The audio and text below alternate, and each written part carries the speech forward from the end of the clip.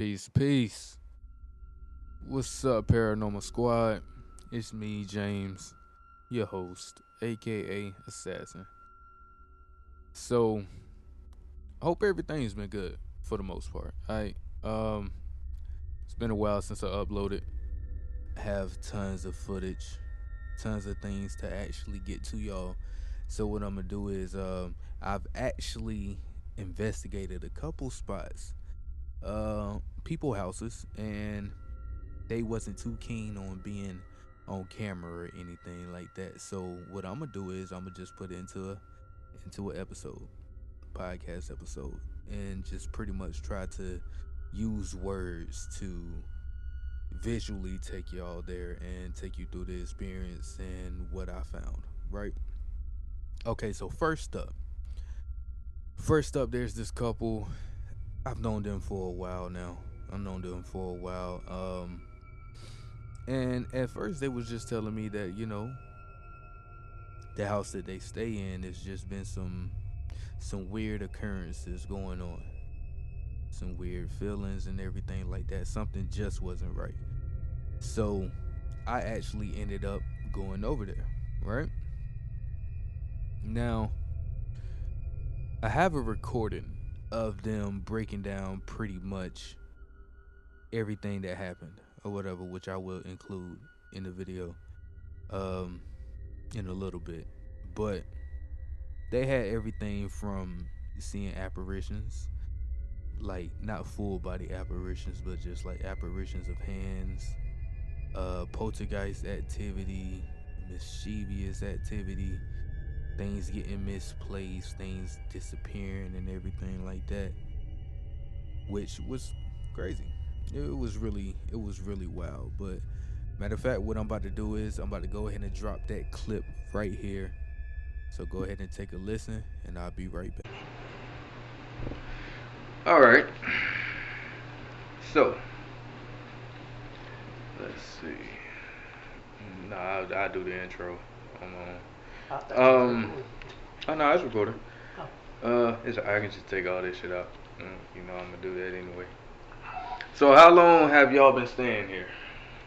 Since April 1st of this year. How long after did you move in where everything started up as far as the activity? Maybe June, end of May. About the end of May, June. Cause that's when we had the incident with the cabinet. The cabinet was the first thing. Yeah. Okay, so tell me about this incident with the cabinet. Well, I was standing in front of the stove, removing food from a pot to a plastic container, and he was standing in the dining room to the left.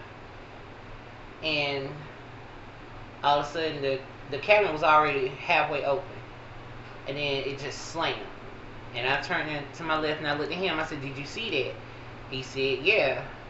"Did you say you saw a hand?" And that's what I was coming up to talk about because I seen both of her hands down cutting onion. You No, I cut. was getting the meat out the pan, the food out the Yeah, but pot. both of your hands was occupied, down. yeah. But I seen a hand above. It's like a little white hand just pushed the cabinet closed. Cause I remember we was talking about seasonings too, and that's the seasoning cabinet. Okay. And see now, it just Slammed. pushed it closed. Yeah, and there was no gust of wind, no nothing. Got you. Okay, so what was the next incident after that? Your boots. Yeah, my boots. I wear steel toe boots to work every day. Boots stink.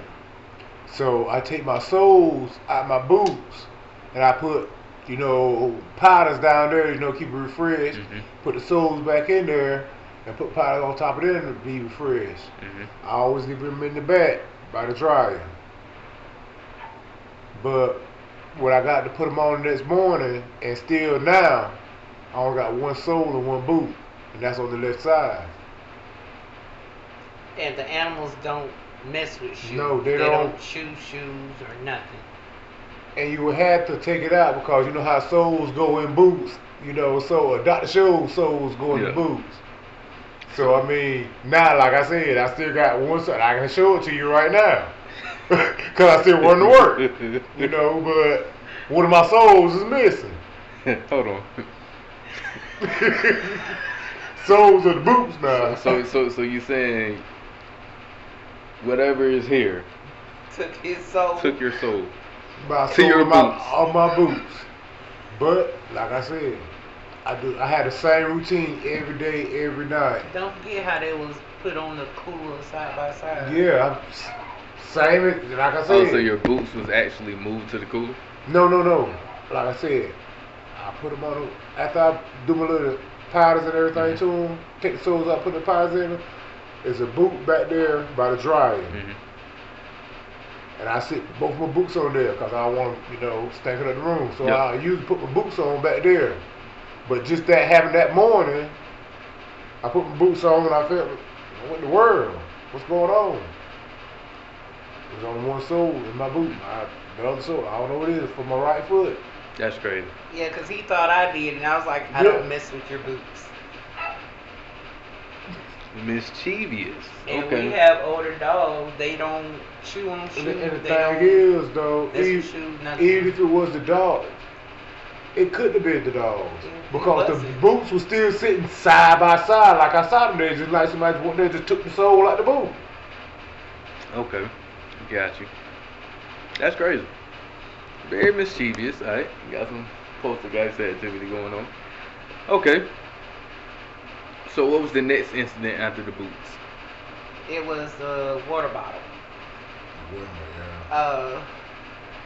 It was, what, about 3 in the morning, give or take.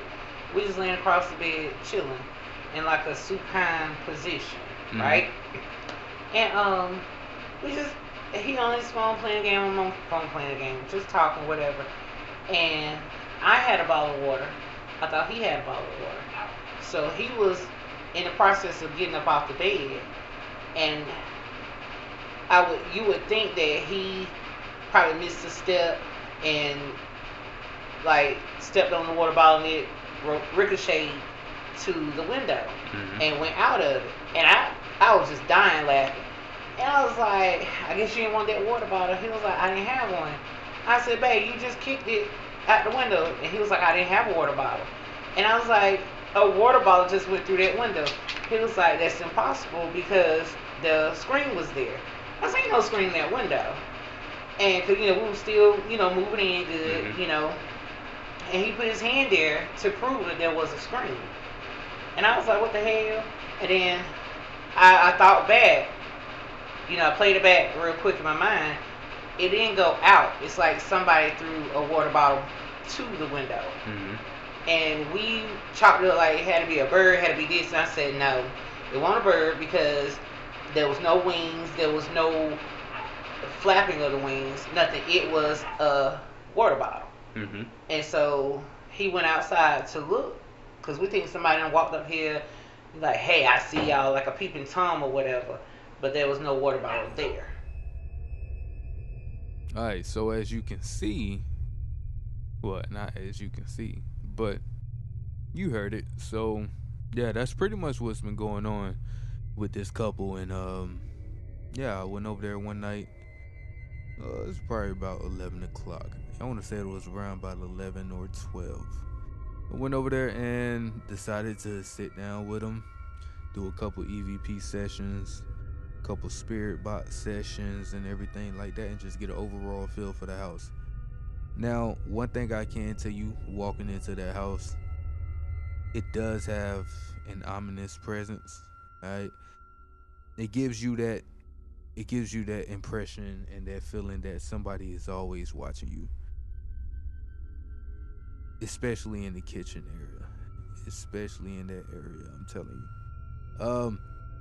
But here's the crazy thing though. Despite me feeling the feeling that I felt and everything like that, I only had like 1 or 2 instances where, I don't want to say it was around by the 11 or 12. But when over there and decided to sit down with them, do a couple EVP sessions, couple spirit box sessions and everything like that, and just get an overall feel for the house. Now, one thing I can tell you, walking into that house, it does have an ominous presence, right? It gives you that impression and that feeling that somebody is always watching you, especially in the kitchen area, especially in that area, I'm telling you. But a voice actually came through the spirit box and gave a response. But other than that, I checked my cameras, nothing. EVP, nothing. All I had to go off of was just that one thing, the feeling. All right, so that was then. So recently, well, not recently, but a couple months ago, they moved out of that place and everything like that.